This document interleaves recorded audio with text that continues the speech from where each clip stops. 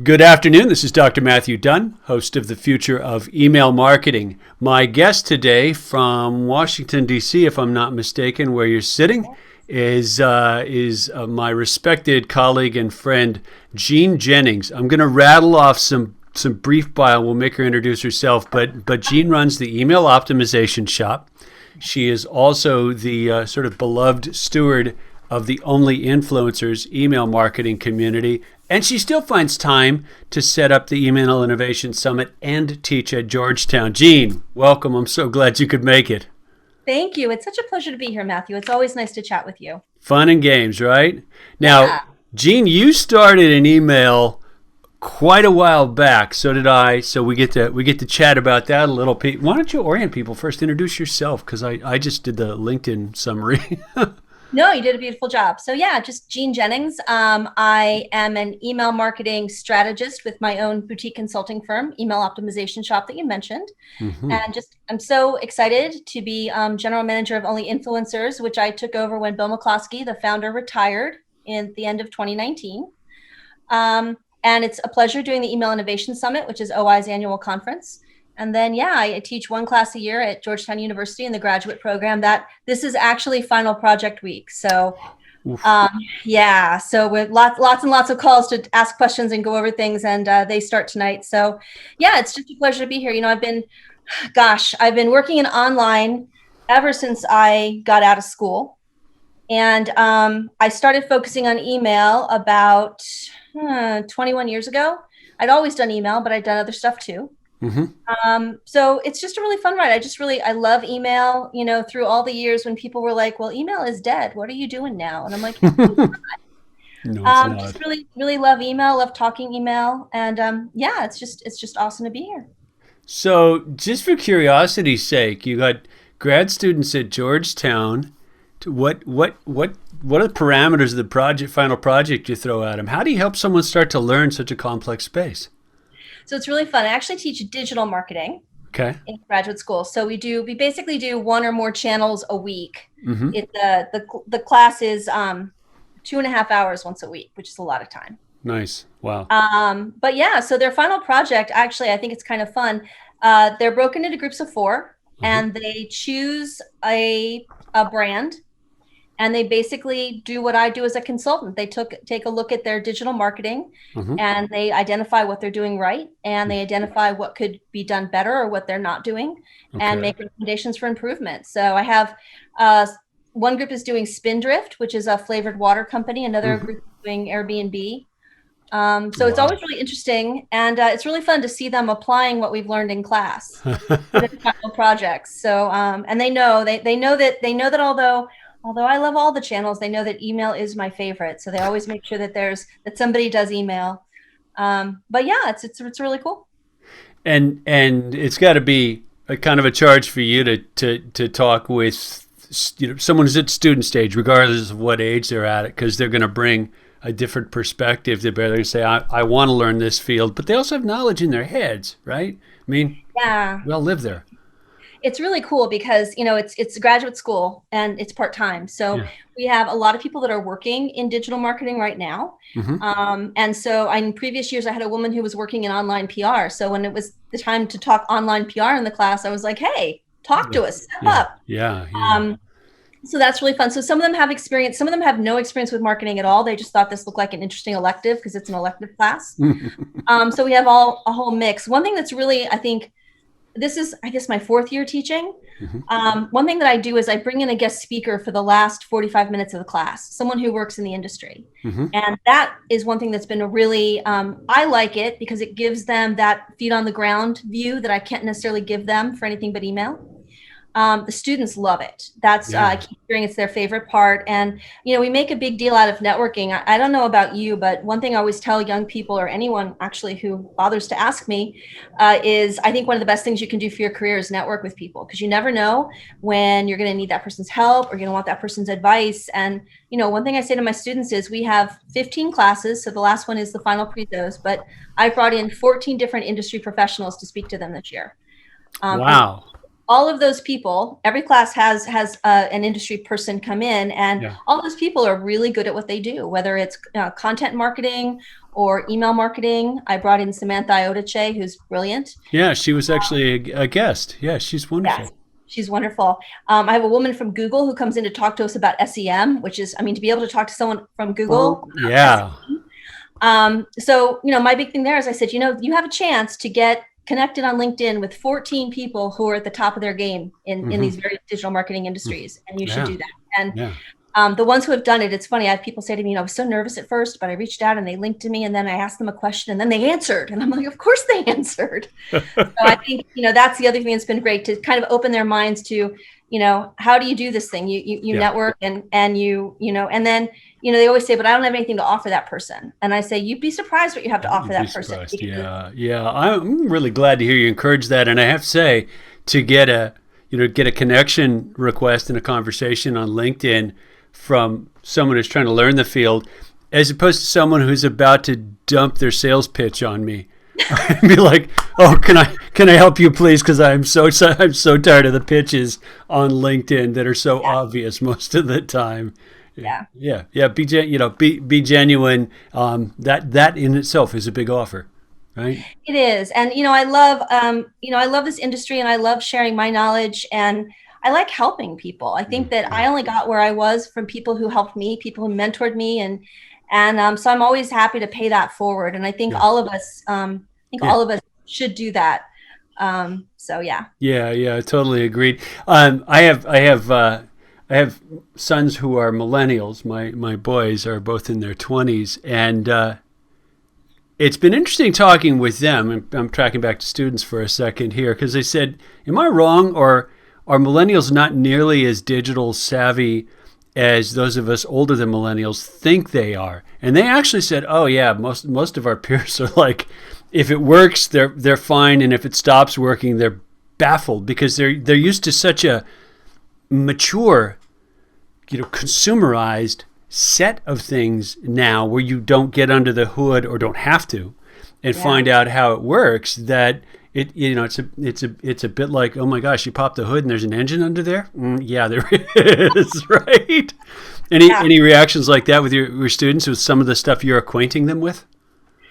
I think it's really interesting. I think kind of, it's funny because one of the early classes is about web design. And we go through, Nielsen and Norman and heuristics, and it's awesome to see the light bulbs go off, because and what I say to them is, we're going to walk through, and I said, you guys are so savvy. You can tell me what's good and what's bad about a website and a user experience. I'm like, you've got that down. Yes. I said, I'm going to give you the terminology to explain it to someone and sound really smart. Yeah. Oh, good for you. I don't like the way that menu is. It's because, it doesn't, it's not this. And so that's really fun. But yeah, it's a lot of fun seeing the light bulbs go off, helping them understand things that they sort of know inherently, but they don't know why. Yeah. To give them the terminology and the explanation behind it is really fun. And then, they teach me things. I mean, I remember my first year, I had them doing like mock-ups, and they're like, can we use Canva for this? And I'm like, really? Sure. And then after class, I'm like, what's Canva? Excellent.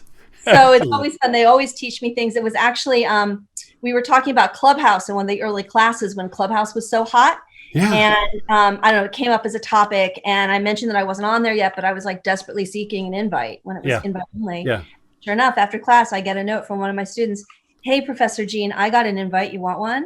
Wow. I'm like, yes. So he actually was the person who got me on Clubhouse. And you got me on Clubhouse. Yep. Right. We had that. We'll track back to that project somewhere in the course of this conversation. But I like sticking with the students, just because it's such a great lens into this complicated sea that we're swimming in. It strikes me that, I'm sure someone else has recognized this, but we have to be a generation with the most not refined, the most broadly informed design sense in the history of the world, right? How much stuff do we look at and take in that someone sweated over, sometimes more, sometimes less, to make look a particular way, do a particular thing? Like, wow, we look at a lot of stuff, and we end up with this incredible sensitivity about good, bad, works, doesn't work, and don't always have the vocabulary, which sounds like what you're teaching them. But, Yeah. 20, 30 years ago, maybe someone who was a designer for a living had that, but the rest of us are all like, newspapers and books, and not that much by comparison. Yeah, I mean, even, I remember when I was focused on email, it was right around 2000 when I started focusing, and I was head of email product development at Reed Elsevier, well, Reed Business Information, Mm-hmm. which was part of Reed Elsevier, and we were the largest B2B publisher in the country. Yep. And, you know, I started working in online, all right, I'm going to out myself. I started working online in 1989 for CompuServe. Mm-hmm. But in 2000, we were trying to do things like build subscriber preferences pages, and we were trying to build things like, signing in for a paid site, and the stuff that that was up there was really based off of the print world. Like if you wanted a newsletter, you had to give us like the answer to 50 controlled search questions. Wow. And so, we got rid of that stuff. But even back then, even though that was sort of late in the game, because I'd already been working in that for 10 years, we had people that were going out and researching what other people were doing. So I remember something we were putting together. I don't know whether it was a preference center or a sign up, but there was a woman who worked for me who's a good friend of mine now, which is cool. But she went out and looked at all of the places that were doing these, login processes and stuff. And I'll never forget, like, her updates and meetings were like hysterical. She'd be like, so this week I'm looking at the adult entertainment industry. And it was stuff like Maxim magazine and stuff. Mm-hmm. Yeah. But it was a little racy for the time. Yeah. But like we actually based, I think it was like our sign up online off what Maxim was doing, because she looked at all the different industries and all the different ways people were doing this and decided, okay, this is the best one, the fit for us. And we just stole the process and And so, back then we were looking at everything and learning from each other. And it's hard to explain to people nowadays. They don't quite get it. Because I say, no one had done this stuff before. Yeah. Like it wasn't a model for what an email was supposed to look like. So when we were designing emails, and I was, I mean, email design really didn't come along until we had the World Wide Web. So like 95, 96. Yeah. I've been sending plain text before then, but, Sure. we were all trying to figure it out. Yeah. And like we did. But it's funny to try to explain to people, if you'd never seen an email, how would you design an email? Yeah.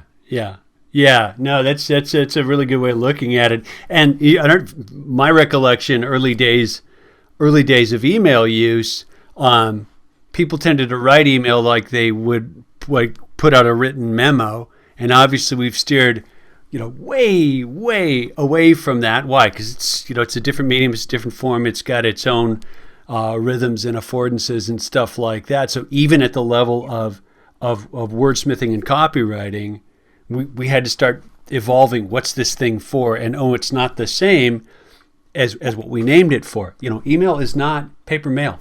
Like, it's not paper mail. It's interesting though, because so my first job was with CompuServe, pure online. Sure. And on the business services side, so like I was dealing with American College of Physicians, a big nonprofit. Marriott was a client that was supported out of our office. And then, I went into the publishing world. What was I going to say? But I'm sorry. Hang on. I'll get it. See, I'm getting old. I can't even remember this stuff. It's completely gone. That's okay. We were just talking about, that whole discovery and invention process, right? Nobody knew what a good login was like. Yeah. So when I went to the publishing world, they needed someone who knew online. I helped Congressional Quarterly launch their first website. But I couldn't get a 100% online job with any publishing company because no one had enough. Because this is 1994. Right.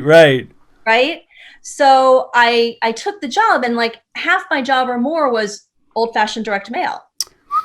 Wow. But it was the best thing that could have happened to me because I had never learned that. So by learning online direct mail and doing the website and then doing their first email newsletter, I started to realize that while not everything I learned about direct mail was directly applicable, because there were a lot of people who were direct mail heavy and applying all of that to email, and that was a disaster.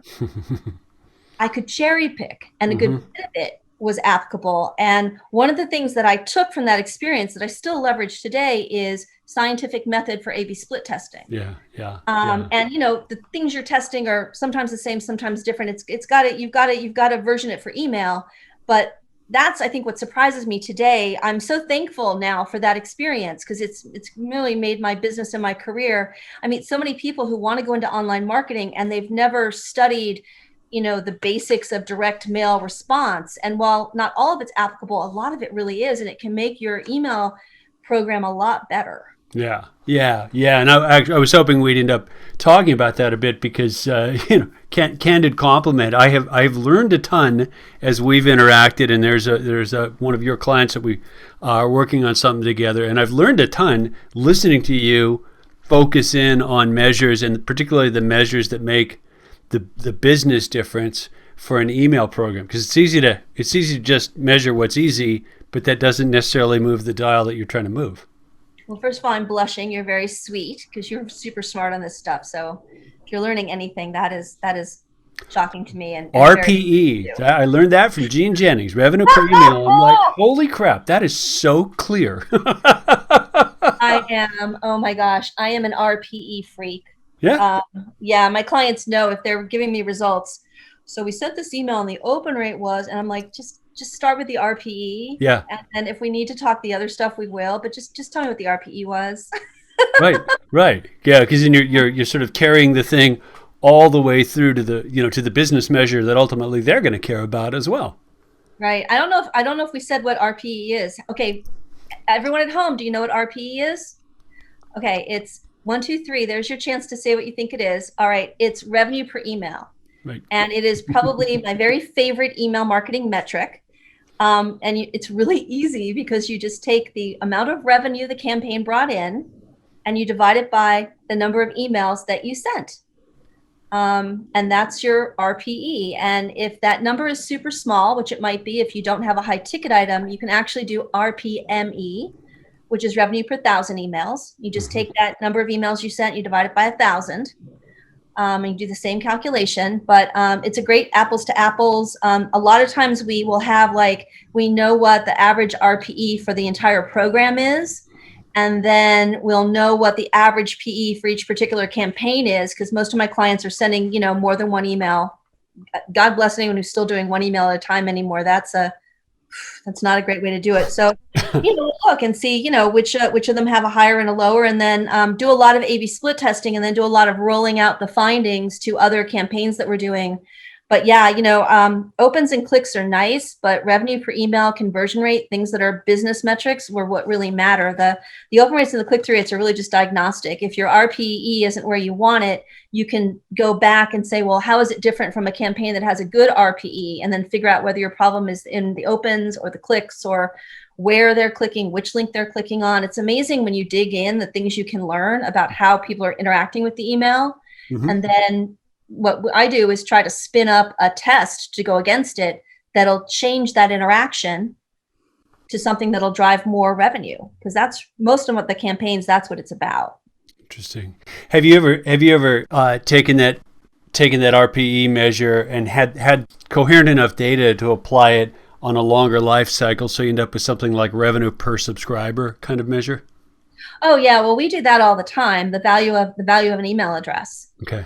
So you Yeah. basically take the overall revenue from your campaign over the course of a month or a year or a Hmm. quarter, Hmm. and then you divide it by the average number of people on your list, because people are always coming on and going off. So I just take the average number across, whatever, and you can get the value of an email subscriber, and that's a really an annual value of an email Okay. subscriber. Okay. Yeah. That's a really important number, because especially if you're doing some paid acquisition efforts, you know how much you can or should pay Hmm. to get a subscriber on your list. And then it's also really easy to figure out how long a subscriber stays on your list historically, Right. or even better, how long they're active, because a lot of people go inactive before they unsubscribe. Yep. Yeah. So if That you makes say, sense. I know the average subscriber is active for a year and a half. I know that the average revenue per year, I know that each subscriber, generates on average $20 a year. So that means that subscriber is probably on average worth about $30 to me. Hmm. Just numbers out there. So I want to make sure if I'm doing acquisition where I'm paying acquisition, I don't want to pay more than $30 for a subscriber, because then Right. I'll be underwater. So whether Right. it's and sometimes you're not paying for subscribers, but maybe you're paying for display advertising to drive people to sign up, or Hmm. So yeah, so that's also a very important number. I'm not a big fan. I had someone who was trying to convince me again about the value of lifetime value of an email subscriber. And I'm like, yeah, I kind of get that, but it's hard to really say. You know what I mean? I prefer to look at it a year, and I don't know. Hmm. Yeah. But yeah, there's a lot of that stuff that comes into play. So much of the email metrics that matter have nothing to do with opens or clicks. Well, so many of the metrics that matter, especially when you start putting in a business framework like you do, aren't going to be found in the email system, Yeah, right? Email yeah. systems don't tell you bookus about revenue, right? If you're not connecting it up and tracking it through to the cash register, whatever that might be, it's harder to measure. Oh Yeah, yeah. yeah. Well, that's and even a lot of ESPs, even though you can connect it to pull in revenue, Hmm. they don't do an RPE calculation, which is insane to me because they have all the data. Yeah. I'll be the one that does, which is going away. Bronto. Pronto. Bronto actually in their reports has a column for RPE, which is beautiful. Now, of Wow. course, I for that particular client, I use RPME because the numbers are so low and you get a better read if you Yeah. elevate it. But that's yeah, that platform. Maybe some of the others do now, but a lot of platforms, yeah, they don't give you that, which is just insane to me. Well, I mean, in slight defense of in slight defense of the email platforms, which I love to throw rocks at, they're already measuring so much, Right. and trying to keep what they do performant and performant and usable, which are not necessarily the same thing. And it's like every new metric you add in there is multiplying complexity, not adding, and it's not a trivial lift. I wouldn't trade jobs with them. Thanks very much. But Yeah. if it doesn't help you do the bottom line business part of it in the long run, it's not necessarily the most effective tool for the business. Yeah. And Yeah. that's it. I think, there's this perception that, there's this perception that the easy metrics like opens or clicks, that they're what really matter in email. Hmm. The other thing that we have a problem with, and we're actually launching something through OI to try to help with it, is um, uh, not all platforms define the metrics the same way. And a Interesting. lot of people don't understand the metrics they're looking at. Right. Right. Give us an So, example. um, click rate. Okay. So, click rate isn't actually a defined metric, but a lot of platforms have something they call click rate, and it could be traditional click through rate, Mm-hmm. it could be click to open rate, Mm-hmm. it could be total clicks divided by the number of emails sent, which is not really a click through rate. Click through rate is unique. Yeah. Yeah. So, there is a platform that I won't name. I have a client on it, and they have this click rate, and it's a click to open rate is what the calculation is when you back it out. So they're forever giving me these, oh, and our click rate on this campaign was really good. It was 45%, and the open rate was 30. And I'm like, so that's impossible. Yeah. Yeah, but it's really exciting. So Ada Barlott from Operations Ally, who I think you know, Mm-hmm. is heading the committee. It's called the OI Metrics Project. And we have actually, she and Luke Glasner from Glasner Consulting Mm-hmm. and Lauren Meyer, who's with Socket Labs, and I'm on the committee. We have gone through and identified all of the key email marketing metrics. We've actually written Excellent. up little vignettes about how you calculate them, what they're Mm-hmm. good for, how you Mm-hmm. use them. Each write-up also includes links to third-party articles that talk about using these metrics and how to use them better. Mm-hmm. We have videos with people in the industry like Lauren McDonald, and other folks who are metrics gurus. And this should all launch, knock on wood, in June. But Oh, it's going to be excellent. a free resource for anyone to go use, to help them understand the email marketing metrics that they're looking at. And we Yeah. plan to continue to add to it. The original iteration is really talking about how you use them. It's just sort of what they are. Yeah. The next phase is prescriptive, to teach you how to use them better and in what instances to use them. So we're really excited about that. I think that a lot of newbies to the industry sometimes have trouble understanding what the difference is Yeah. and how to use them. Yeah. And it does include diagnostic, the opens and the clicks, as well as business, the conversions and the revenue. And so we're really excited about that because we want to kind of help people who are new to the industry or people who are in the industry a while and still maybe a little confused about some things. Mm-hmm. So many brand people, email is one of the things that they have on their plate, and they just really don't have the time to go to as deep as you and I do. And so this is sort of be kind of a quick study cheat sheet for them. Yeah, and bring some consistency across vendors, which is not a that's not a trivial thing to do. I think frequently amateur professional we're into prisoners of our tools to an extent we don't realize. If I started using X system for a job and it defines a ratio in a particular way, I'll think that's the way the ratio is defined. Yeah. Oops. Yeah, it is. And it's hard because I've had people like debate me Yeah, about I'm sure. click-through rate and had no click-through rate is clicks over opens. And I'm like, that's the click to open rate. And it's funny because they'll like challenge you and it's really bad, right? Because you and I have been here a while. I'm like, so let me explain this to you. We could track clicks in the 90s. We couldn't track opens until the 2000s. Right. That's how I know for Yeah. a fact that click-through rate is clicks over sent because we couldn't at that point when we developed that metric, we couldn't track opens yet. Yeah, that depends on the same mechanism that makes real time content work, right? ESPs almost universally measure opens with a pixel or some other mechanism that's doing a semaphore back via HTTP. Yeah, Exactly. yeah. Exactly. Interesting.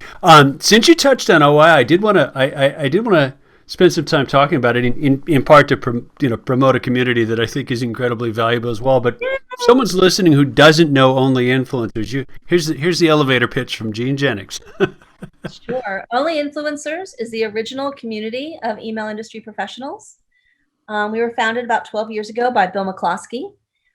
Before that, it actually existed, but it was kind of under the radar. It was just a bunch of us. We called it the old timers list. It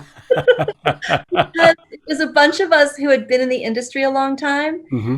and we would ask each other questions about things. We would kind of shoot the shit about things. But then Bill kind of formalized it, and it's open to anyone, which I think is really important. So Yes. it's just a community. It's a people who love email. So we definitely are there to support people with their email programs. I think that our place in the community, I think we really help people network and we help people with their careers. So it's not so much about, well, I have to send an email today and I'm having trouble with my code. Can somebody look at it? It's Yeah. not really like that. It's No. more like, hey, this is ESP just bought this, small company to do that. How do we think this is going to impact the industry? Right. And it's a lot of, Hey was launched and they're really, anti-tracking pixel. And is this going to impact the industry? So we had a great discussion. We do live discussions once a week on Zoom during pandemic. We have a discussion list on email where anyone can post. But like last week's live discussion, I thought was really interesting. Lauren McDonald, whom Yep. many of you might know from his time in the industry, he's with EV Adoption now, wrote this great blog post for OI about countdown timers. Mm-hmm. And it's the blog is open to everyone. And then we had him on the chat and we talked about countdown timers for like 45 minutes. And, it's funny because it's been there a while. Countdown timers aren't new, but his article was really great because it talked about different ways you could use them. Like I loved his, like, you can count up, like it's been 30 days since you did this and you need to do it again. And so it's just really a lot of, it's just a great industry. We've always helped each other and we have great discussions and it's really neat. I mean, this industry has always had a history of helping each other. I mean, competitors working together for the common good. And I think OI kind of helps facilitate that and drive it. We have a diversity committee that we started last summer in the wake of all the BLM stuff that happened. And we were able to spin up a survey to try to figure out how diverse the email industry actually is. And we developed a special report on that. And we actually set ourselves a goal. We want the email industry to be as diverse as the population as a whole by January 2024. So we've been doing webinars toward that. We will do another survey this year to see if we have, bettered the diversity since last year. So, we do a lot. Like I said, I think a lot of us there to give back for the industry. We want to network. We want to have fun.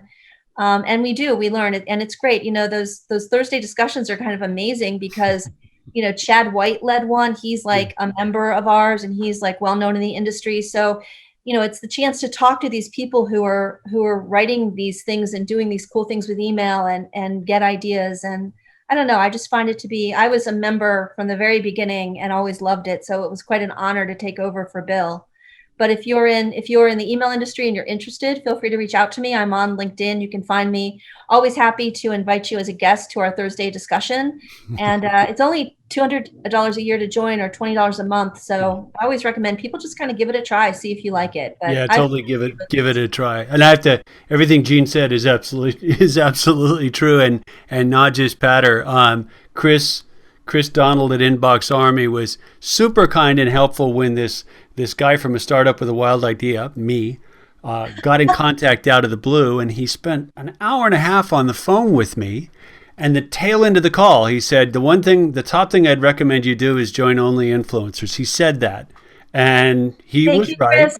Yay, Chris. Yeah, I got to get him on next. He was right. It's been a great place to connect. It strikes me as you're talking about the industry. You know, email's a funny niche because it's so universal, and at the same time, it's so specialized. And I know most email marketing teams are not big. And Yeah. I've got this mental picture of, poor, hardworking, isolated 1 or 2 person team just trying to figure it out, thinking they're by themselves. Like you're not. You can actually help people and be helped by people who are doing the same thing at bigger scale, smaller scale, but they have the same. They're grappling with the same challenges fundamentally that you are. Right. But there's nobody else who understands within their organization, or, heaven forbid. I mean, I'm divorced now. I was married to a lawyer. So you want to talk to someone who doesn't understand about email marketing challenges? Tried. It just didn't. Yeah. But yeah, I do a lot of speaking, and I do a lot of training. Hmm. And one of the things I always say when I train is, introduce yourself to the person sitting next to you. This is when we were in person pre-COVID, Hmm. and change business cards, because there are going to be days when you want to talk to somebody who understands email. And these are people who are going to be your go-tos, especially if you're a one-person team, Yeah. because instead of trying to explain to your spouse about open rates and click-through rates and RPM, just get the card of the person next to you and and Yeah. and call them. And but it can be very isolating. Many email marketing departments are very small.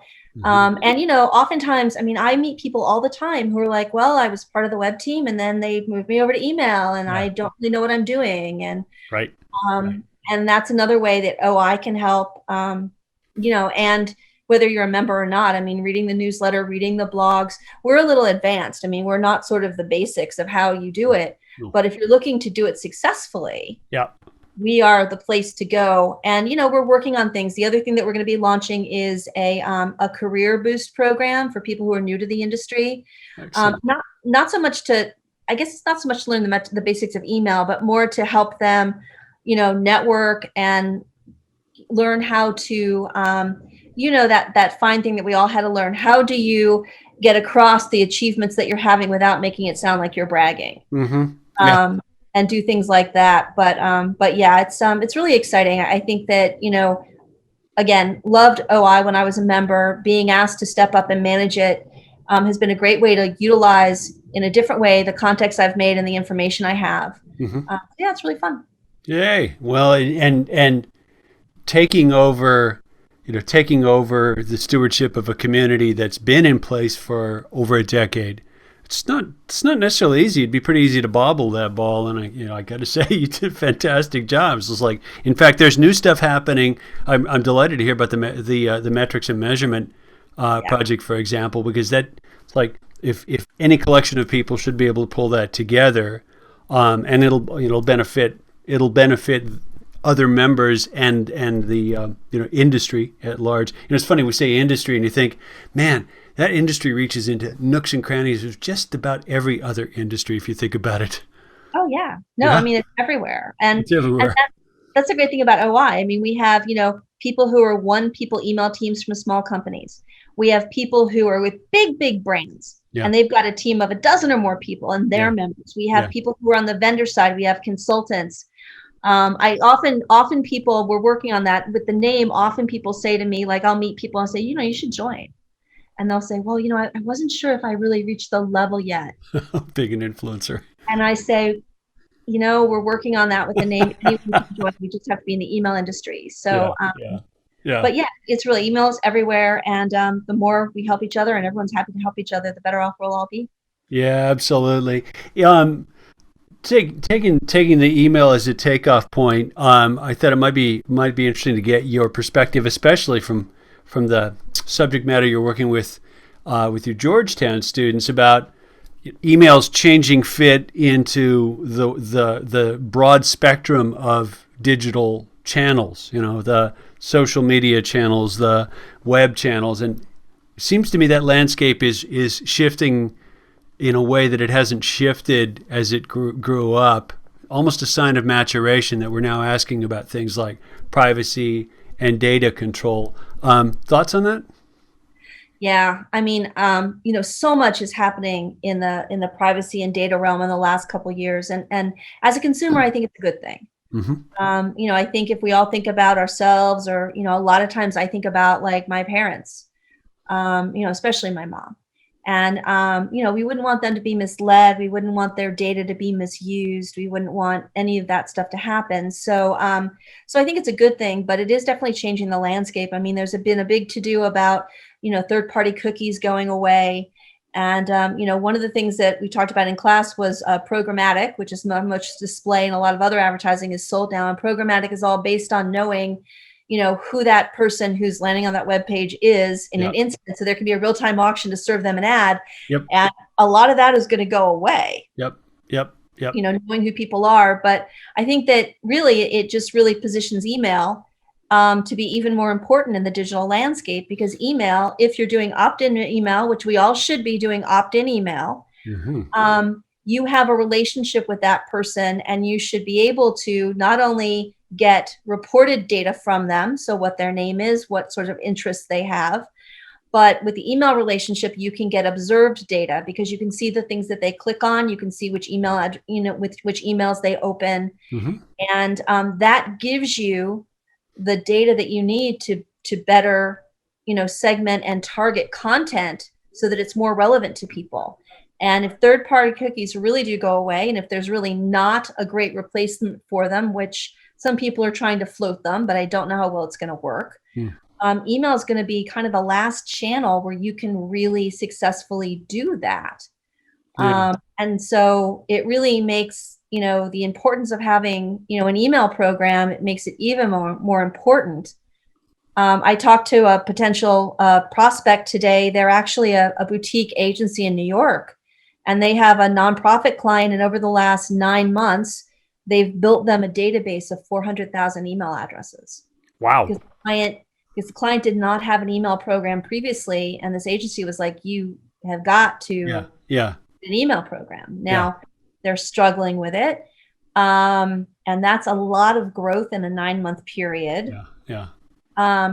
But yeah, I think it's become pretty clear from what was it, 10, 12 years ago? I mean, I remember I had family members who said to me, Jeanne, it's so great that you've got this consultancy, but I think email is going to be dead in like 6 months. Like, what are you going to do then? And I'd have to say, I don't think it's going to be dead. But from email being, quote, dead, to I think now it's going to be, the channel, because, the other thing that email has is, we've been the highest channel in terms of ROI for years now. Yeah. So, done well, Done well, there's none better. Yeah. Yeah. There's also a structural difference between email and most other digital channels, and this is where email has stayed the same to its benefit. There are no monopolies in email. Closest one might be, Google's command of the inbox, but even there, I can take a standard email from any of the hundreds of email platforms I could sign up for, and I could send mail to my Gmail using subscriber who said, yes, I want to hear from you, and they'll get it, right? So I don't actually have to ask Google for permission to email my customer. They gave me the permission, and Google kind of has to stay the heck, Gmail has to stay the heck out of the way and do the job of delivering the message to them. Yeah. And, Yeah. that's really different than other digital marketing channels. I mean, we talk about that a lot in my class because, social media, you don't own those people that are following your page. Yeah. Platform owns them. Yeah. Yep. And if they decide to leave that platform, you have no way to get in touch with them again. Yeah. And, I talk about it doesn't work so well anymore because nobody else remembers MySpace, but I do. Yes. You know, everybody mass exited MySpace, Yeah. and people who had connections there couldn't get in touch with them. Yep. And a lot of bands were on MySpace, and that's how they would promote their gigs and Hmm. gone. So, that's the nice thing about email. You actually have that relationship with the prospect or the customer. Now, that also there's a great responsibility there. Yes, there is. Yeah. And responsibility there is if you're going to abuse that relationship by sending a bunch of irrelevant email or Yeah. bombarding them with emails, they're going to, worst case scenario, just stop opening and go dark on you. Hmm. Best case scenario would probably be that they're going to unsubscribe and they don't want to get them anymore. But, that's another thing people don't think people think about with email. There's a huge responsibility there. And I see, I'm seeing right now clients who, so imagine this, right? Imagine you're a direct mail reliant. Imagine you're a cataloger. And you send catalogs to people's offices to get them to buy stuff. You're business to business. And imagine now the pandemic comes and nobody's in their offices anymore, and you don't Right. have home addresses. Right. So you're sending catalogs to offices where people are not. Right. And I've got, more than one client who, at that point wisely shifted to email because whether they're working from home or they're working from their office or they're working from the beach, you can still get your email. Hmm. And so dramatic shift into email. And the problem a couple of them are having now is they went heavy into email and it worked. So they went heavier into email. And at this point, we're seeing declining revenue per email figures because they're bombarding the list, much. open Yeah. rate and clicks are going. And Yeah. so it's that too much of a good thing, right? It worked. So we'll do more, we'll do more, we'll do more. Yeah. And now you're killing the goose that laid the golden eggs. Yeah. Yeah. Yeah. And this is where we start stepping into the relationship between content and frequency. I may have said I want to hear from you, but I don't want to hear from you every day. Yeah. I'm happy to hear from you if it's more interesting and more relevant to me. I still Right. don't want to hear from you every day, right? And it's kind of tough to move those dials around. So you're helping bring them along the learning curve of managing that successfully for the long term. It sounds like. Exactly. And think about it. You have some people on your list who might want to hear from you daily, but Mhm. other people want to hear from you weekly or monthly. So you've got to have different mechanisms and they need to help define that relationship. I got on a list. I forget where because you never do remember, but some young lady with good advice about copywriting, and I don't know if I signed up to read an article or something like that. One of the many ways you end up on a list. And then I started ignoring the messages from her because I was busy with other stuff and so on. And I got a message that basically said, "Hey, you're not opening my messages. I'm going to go ahead and drop you unless you stick your hand up and say, keep me around." And I think I let her drop me, but I thought it was a courteous use of the knowledge that she had at her fingertips. No, I'm not opening them, so why should she keep sending? Comments? Yeah, this is one of those conundrums. This is one of those discussions after a few drinks at the bar after a conference that gets a little heated. Yeah. So I mean, there's so Della many, would say, keep her. yeah. No, I mean, there's so many angles on it. So, one of the angles that I think of is I work with my clients on a lot of re-engagement campaigns, Mm-hmm. but I never recommend that we tell someone we're going to drop them. Okay. Yeah. Think about that. If you think about emails in terms of relationships, I mean, Yeah. think about it like, Matthew, you're not responding to my texts. Matthew, you're not calling me back. Matthew, if you don't call me back right now and respond to my texts, I'm going to break up with you. Right. Neurotic ex-girlfriend or whatever. Well, basically, and I'm sorry, you're probably married, so I probably shouldn't have used Long it as an time. example, but so I apologize. But imagine, like that's the last thing you would do, right? If you don't start answering me, I'm gonna drop you. Well, Yeah. that person's already obviously checked out. Yeah. So, True. so that's the first thing. I never threaten to drop people because, you want them on your list. I mean, what I tend to do in that situation, and again, this kind of goes along with Della's, don't just stop sending. I decrease the frequency. Mm-hmm. Because, for instance, Hasbro was my first big brand client, God bless them, back when I started my consultancy. And, we had a bunch of people on the list who were inactive. They really hadn't opened or clicked Mm-hmm. in, I think it was a year. And, but when I first suggested that we just stop mailing them, there was a big uproar from the team because their bonus was based on the size of their email list. So that just wasn't going to fly. Oh, interesting. Yeah, which is a terrible way to do a bonus program for Terrible email. way. Yeah. Terrible way. But in a way, it was smart because so I sat down with them. We started talking about it. So if you're in the toy industry, you know that your big seasons, at least back then, were pre-Christmas, pre-Easter, pre-summer. Mm-hmm. So I said, okay, so we can't just get them off the list. So I hear you. You want your bonuses. I can relate to that. Let's just mail these inactives. Let's just mail them at a minimal frequency during those peak times, pre-Christmas, pre-Easter, pre-summer. Mm-hmm. And if they respond during one of those times, if they open or I think it was if they click, we'll move them back into the regular mail frequency. But if we don't, we're still mailing them. You'll still get your bonus. We're still going to see if they're going to hear from us, but we're just going to do it at the time when they're most likely to respond. Okay. And so that's what I tend to do a lot now with that. You don't just stop mailing them. I had one client where they were on a daily email cycle. It was a daily deals site. Mm-hmm. And if you didn't open for a month, like if you didn't open at all or click in the month of April, we would knock you down to one email in May. Mm. And then one email in June. And then let's say we sent you that one email in July and you clicked on something. Well, then we put you back into the daily. Okay. But that's a way to kind of gear it. And so you always want to think about that. And it also depends on the life cycle. I mean, I don't know about you. I don't buy a car every month.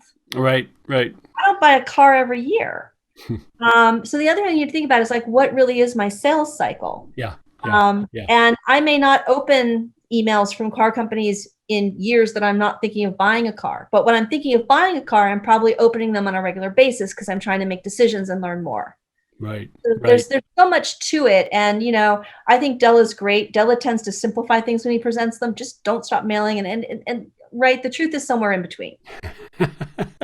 and the truth is probably infinite one-to-one spectrum. But pragmatically, you end up making bucket and segment and group decisions as best you can, as fast as you can, because there's only so much time to slice it down and try and act on it. That's interesting. I had a related example. I had a company who's I think we'd used their help desk platform for Campaign Genius at one point, but didn't really like it, and I never bothered to turn it off. Because I think I'd bought a lifetime deal or something like that. And I actually got kind of a nasty gram from them that said, you're not using the account, you haven't logged in. And then they wrap themselves in a green flag. And, saving your data costs electricity, so we're going to delete it if you don't log back in time X. I'm like, not a lifetime fan of that tactic, but okie dokie, see you guys later. Yeah. Yeah. What do you do? Funny. They should have zip filed it and mailed it to me. Is what they should have done. I mean, right, because how hard would that have been? Yeah. And I mean, storage is not that expensive anymore. No. Yeah, it's not. And it's It wasn't a storage cost. I mean, you put it on a AWS Glacier, and it's like it's close to free because it's probably on a tape somewhere. But anyway. I mean, we do need to think about the cost of all the electrons that we move around so freely. But you know what? If everything I get in email were coming in paper mail, it'd be a lot worse for the planet. Definitely. Hands down. No question.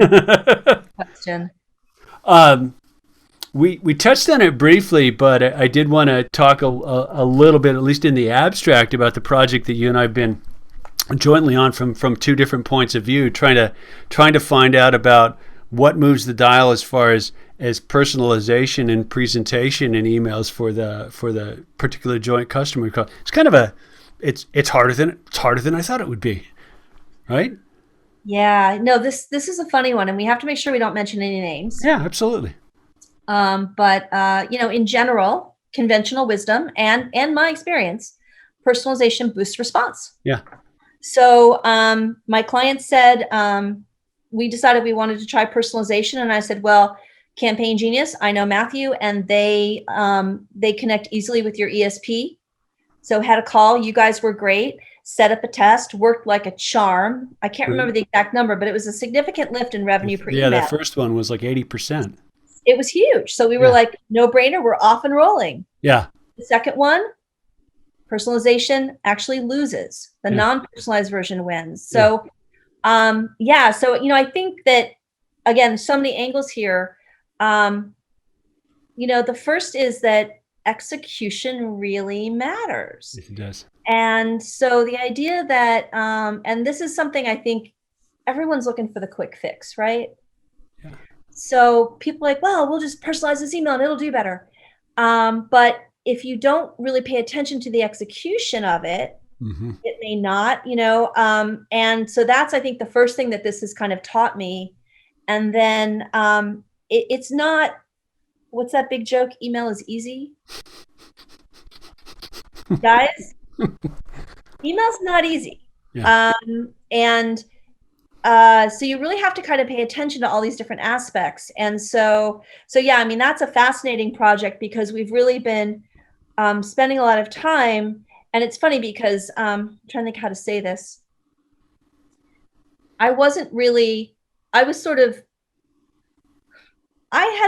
focused on a larger project within the organization. So I kind of made the introduction and then I kind of stepped back, and that's fine. But then, looking at the results and then trying to work with the team there to debrief on why it may not have worked. And you're realizing there's all these things that really influence whether it's going to work. And again, I wasn't really helping with creating the emails because I was focused else here. So then when we debrief, it's like, ooh, that's what it looked like. Yeah. Yeah. And it's these things that to you and I seem like second nature, but we're so deep in it. These other people who are awesome, super smart, but email's only a part of what they do. It's not second nature to them because they haven't been doing it intensely. So I think that's the other thing that happens with email. I hear it all the time. People say to me, well, I came to one of your, this is the best. I had a couple people who bought me dinner after a conference years and years ago, and they picked my brain over dinner. It got to the point where it was painful, but I was trying to give them as much help as I could and advice. And I saw them at the same conference the following year. And I said, hey, how you doing? Hey, how's the email program? I sent them a proposal at the end of dinner and they said, no, thanks. We got enough information for you at dinner. We're good. I was like, okay. It was a nice dinner. I was going to say, it was a nice dinner. Good meal. Yeah. Daily Grill, not high end, but next time I would probably push for high end. But if I knew they weren't going to buy, but they said, we're really glad that we didn't hire you because we implemented all of your ideas and none of them worked. I said, like what? Well, like you said, create a newsletter, and that tanked. And I'm like, well, like what was the content of the newsletter? Yeah. And they're like, well, why does that matter? You said create a newsletter. We created a newsletter. And I'm like, but so then I'm trying to explain how, well, the content is actually what it's all about. And so I think that's the other problem with email, right? Someone's like, oh, well, they said create a trigger program. Trigger programs work better than ad hoc sends. So we created a trigger program. We had this email that was a dog when we sent it on our own. So we made it a trigger.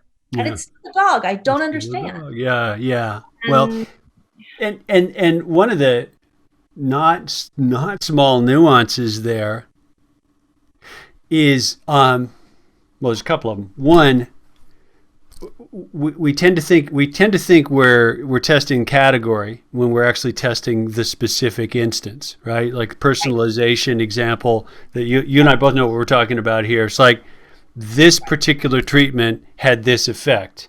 It is not an indictment or validation of the category of personalization or of using blue instead of yellow. It's like, in this one instance, if nothing else changed and it had this impact, that's all we really tested, right? Right? And so you have to start thinking a good bit more broadly. Second one, and I think this is a place where there's a lot to experiment and learn and develop yet in the world of email. There aren't, as far as I've been able to find, including the question on OI, there aren't particularly good models of the psychological landscape of personalization. We throw the term around, but tell me what the heck it actually means. Tell me what's high and low in personalization. Is it the size of the pixels? Is it the choice of a name versus a company? Like it's pretty darn nebulous for being such a common buzzword. And I don't think we've done it methodically enough Yeah. to really kind of know what we're doing yet. So, yay, good, fun stuff to try still. But it's going to be work, and it's going to require the kind of rigor and methodology that you've been talking about. Like we can't just go, oh, it did work, didn't work. It's not that simple. And you gotta, I had a client for the holidays, and we did a bunch of A/B split testing, and it was, I love that. Like, that was a joy. And we got a bunch of learnings, and now we're applying the learnings to their other campaigns. But every once in a while, we'll back test something. Mm-hmm. We had a situation where we had one of the marketing managers, and we were working on an email from her, and she was adamant. We had found out that the sweet spot for the number of products to include, product blocks to have in an email, was somewhere between, I'm trying to think what it was, like 4 or 6. Yeah. And she was adamant that she wanted 12. And we were like, no, look at the test results. Mm-hmm. We've tested this. It doesn't work. I want 12. And we compromised. We did our version that had 6 product blocks, and we did a version for her that had 9, and we A/B split test them against each other. Mm-hmm. Because we didn't have a lot of data around 9, but we had data around 11, 12 that didn't work. Yeah. And even 9 never beat like 4 or 6. Yeah. Well, sure enough, there's a completely different product line. 9 beat 6. I'll be darned. So of course, so kudos to her. She was right. Yeah. And so the next time we're gonna test 12, but we think it has to do with, again, this was a different audience. Holiday goes to everyone. This was a very specific segment of the audience. It was a very specific type of product. In this product, there's a lot of variation. Okay. And so, for instance, like if you're doing like drinkware, there's not a whole lot of variation in glasses. Gotcha. But this particular product category, there's actually a lot of variation, and a lot more choice, and a lot of differentiation. So we think that might be why that more products helped. But that's the other thing we do with our testing. We try to figure out why it worked, because if you can figure out why it worked, you can understand which situations to apply which learnings to. Yeah. So we're definitely fine-tuning that. But even when you learn something, I mean, you should always test it with a new audience, and you should back test it, 6 months or a year out, because things do kind of sometimes things will work and then they'll stop working. Yeah. Yeah. And the landscape is shifting. Your relationship with the people at the other end of that send button, shifts as well. Things that grab attention. Mm-hmm. If everyone starts doing them, they don't. So for instance, like for a while, it was a really big deal to put your first name in the subject line. Yeah, yeah. And then a lot of spammers started doing it. Yeah. And I don't know about you, but I rarely see my name in subject lines anymore. And every once in a while we test it, and it'll work or it won't. But the thing with something like that is it might work the first time, but then if you're doing it, every week, after a couple of weeks, the lift kind of falls off. Yeah, it's just it's psychologically fatiguing on the recipient end, because like it's boy who cried wolf, or boy who cried dear first name in this case, because it's like, stop shouting my name, because I'm not going to listen when you use it after a while if I know it's obviously just fake. A word. Right. It just fakes. And if you have their name in the subject line, that gets them to open 2 or 3 times, then nothing in the email is relevant. Yeah. Yeah. They'll just stop opening. It doesn't matter that their name is in the subject line. So it's that's the thing about testing. It's really fun, but you've got to test all the time. And you can't necessarily, if you read a case study where something worked, you should test it, but you can't necessarily guarantee it's going to work for you. Right. Your industry, your subscribers, your product, your specifics. And again, the execution is huge. Yeah. If you're trying to personalize with a company logo, and there's a case study where it's this big, and then you do it when it's that big. Yeah. It may not have, your results may vary. Well, and and back to the personalization thing, we may eventually find out that, if you do something eye-catching like a logo or someone's picture, and you don't change the rest of the design, it's going to backfire, right? Or if you Right. get my name and it's got a typo in it, which I've seen, I know it's going to backfire. Why? Because I'm like, wait a minute, you can't even spell a name right. Delete. Right. I'm done. I'm done with you. Clean data is really important. And Not easy. I have yet to have a client who said, "Oh yeah, my data is really good. It's all clean." I have had many clients when I talk about personalizing, even with something simple like first name, they go, Yeah. Yeah. we don't have first names for everyone, Yeah. and which is an easy fix. You just use a slug. We call them slugs, a Yeah. default, a Yeah. generic term. Yeah. The other situation I've had happen, which really cracks me up, is they're like, well, what if somebody made their username like, Yeah. doo-doo head, and then I'm calling them dear doo-doo head, and I'm like, well, if they use that as their username or their first name, It's on them. I said, if I'm walking around at a conference and my badge says Doo-doo Head Jennings, and you say, hey, Doo-doo Head, like, that's not your fault. That's my bad. Yeah. Yeah. But you do need to be careful. I had a client years and years ago. Anyway, when we went into their data, we found there was an extra field that we didn't know about, and someone was putting comments in. And I think, we're not sure whether it was customer service Yeah. or something somewhere, but the comments were overwhelmingly negative. So Yeah. they were using it to denote problem clients. Yeah. But that's another thing you have to be really careful of, because, fields can get mixed up, man. Yeah. They sure can. They You sure can. say column D, but I remember we found that we were sort of horrified, and then we were reading the comments and we're just like, oh man, like, I think we found it because there was a preference center that we were putting fields in so people could update their fields. I Yeah. think that's how we discovered it. And if we weren't as careful as we were about looking at the records Yeah. and understanding, because the field had some generic name to it that you never would have guessed that it was, we theoretically could have been showing people preference centers where there was a field that said something like, I don't even remember what it said, but and it would have said like, this customer is a total. Right. Right. Right. Yeah. You don't need that stuff like that. That shouldn't be in a database that could be used. Shouldn't be. Well, you get even more,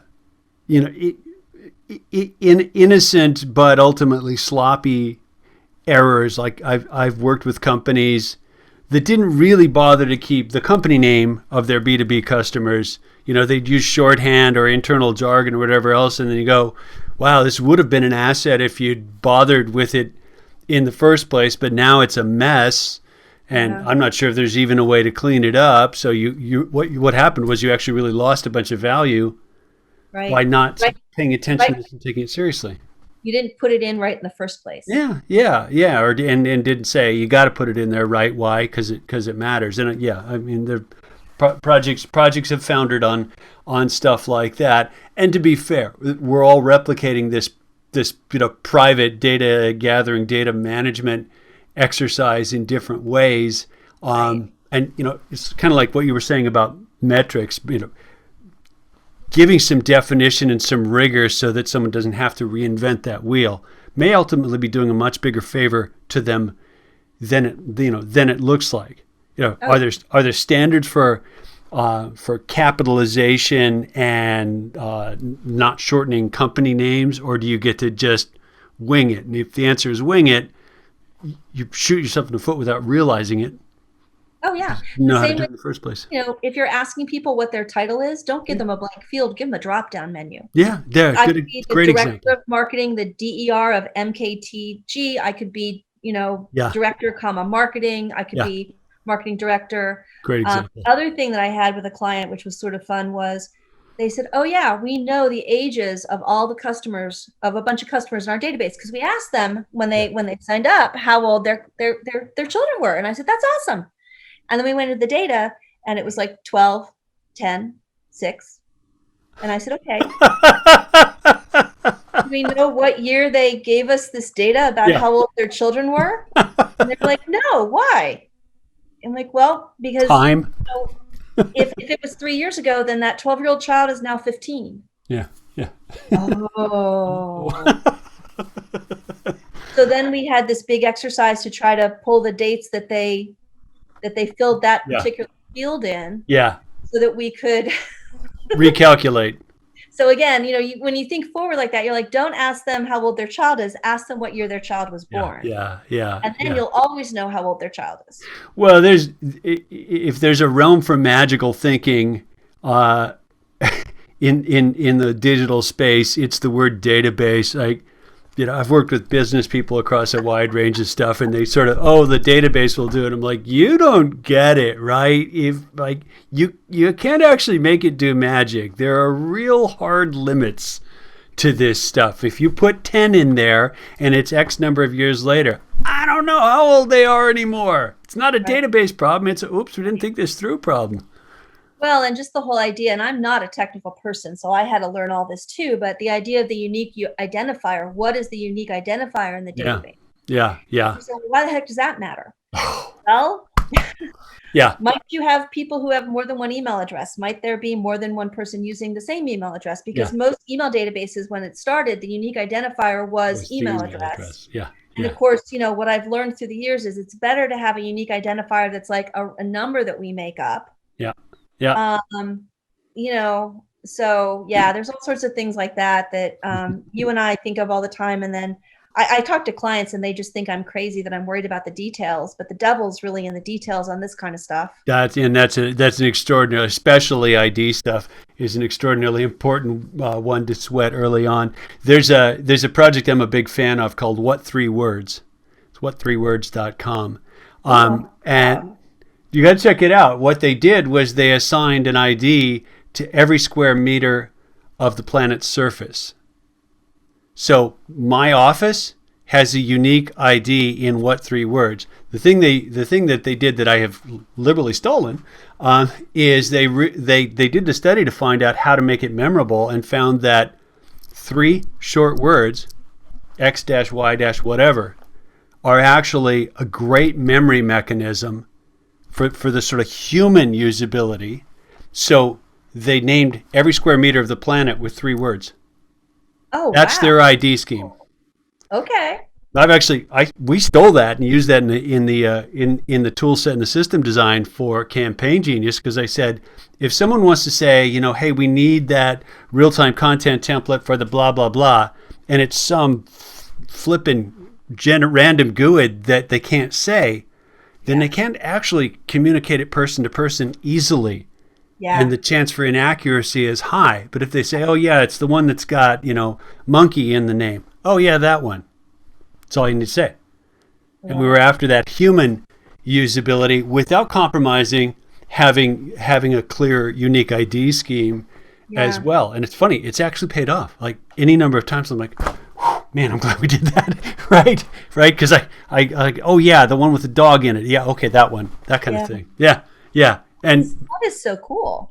I got to sweat those details. Like you said, you got to sweat those details Yeah. early on, even if they sort of think through the whole problem set. Like, okay, people are going to be using this. In that case, that was my argument. It's like if this is more memorable, that's a real winner. I know computers can I know a computer can match long ID strings, but I can't keep track of the stupid things, nor do I Yeah. want to.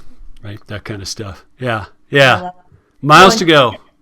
just Campaign Genius. I mean, it's been so nice to work with you with my one client who's using it, and it's fun. There's so many fun tools out there, and as a consultant, I've got to find a business need for them Yeah, in order to get the chance to play with them. So yeah. definitely looking forward to working with you on Campaign Genius and with our existing client, and hopefully with more clients, kind of playing with it because that's it. It's fun, but it's got to be fun that has a Payoff. business payoff to it. Yeah, So yeah, yeah, yeah. And it's like, yeah, miles to go before either of us sleep. Well, we should probably wrap it up since I said, hey, let's spend half an hour, and I went ahead and tied you up for like an hour. What's your parting word? What's your parting thought for someone who says, well, email, is that actually that, should I consider that as a career track? Like you must have had this with your students. What do you say to them? yeah, Yeah, email is a great place to work because the people in the industry are friendly. It's a high ROI channel, so if you're looking for job security, email is going to be around and it's there. The other thing is if you get into email and you learn how to do email well, it actually is a great launching pad to do had to do other things. Yeah. So, even if you get into the email world and you end up moving on after a couple years, Yeah. you will have made a lot of nice friends. You'll have people who are there to help you, especially if you join OI. And it's a lot of fun. You'll learn a lot of things, and you can really take it anywhere, because the things you learn in email aren't gonna leave you, and they're still going to be useful in other channels. So yeah, it's funny. I have students in my class who say I have one of them she's so funny. Every time we're in class, she's like, now that's my favorite channel. And then we do another class. She goes, oh no, now this is my favorite channel. And I'm like, well, that's good. I want you to love it. But yeah, definitely consider it. Look into OI. But it can be a great career, and it's not going away anytime soon. No. We'll be around. We'll be talking about email for many, many years to come. Well, my guest today, and thank you so much for the time, has been Thank you for Jeanne being Jennings. here. It's always so nice to talk to you, Matthew, on or off a podcast. Yeah, likewise. You can find Jeanne on at onlyinfluencers.com. You could probably find her on LinkedIn, and you can also go to emailopshop.com. Thanks, Jeanne. Thanks so much, Matthew. Take care. Be safe. Stay well. You too.